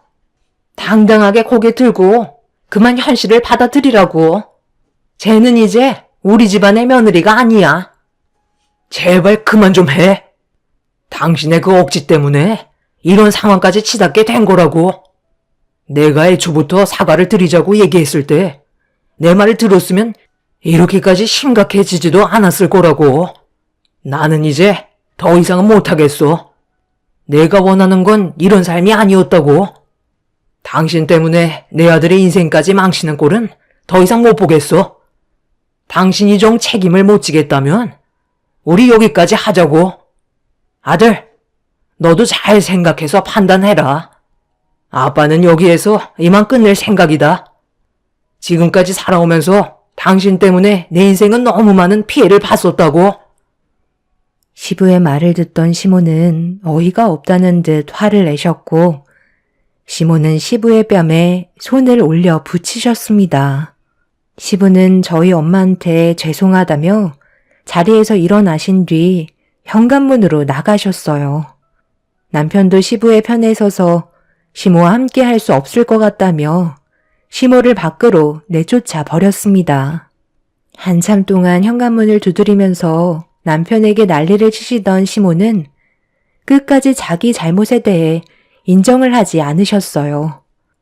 하지만 점점 상태가 심각해지면서 시부는 이혼 서류를 내미셨고 남편도 시모와 인연을 끊게 되자 불안한 마음이 커진 시모는 저에게 전화를 하셨어요.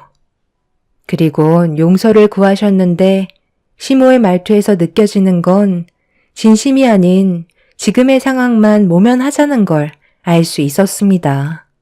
저희 엄마와 제가 받았던 상처는 너무나도 컸기 때문에 마음이 쉽게 열리지 않는 상태예요. 결국 시모와 시부는 별거를 하게 되면서 이혼 소송 중인 상태이십니다. 사태가 심각해지자 시모는 저에게 진심으로 용서를 구하고 계세요. 하지만 그 속을 알 수 없기에 많이 혼란스러운 상황이네요. 시모가 없는 게 양가 집안의 평화가 찾아올 것 같아요. 제 선택이 옳았으면 좋겠어요. 현재 시모를 아무도 만나주려 하지 않자 극단적인 선택까지 하겠다며 쇼를 하고 있다는 게 참 안타까울 뿐입니다. 제 사연을 들어주신 분들, 오늘 하루도 조심하시고 가족분들과 행복한 시간을 가지시길 바랍니다. 감사합니다.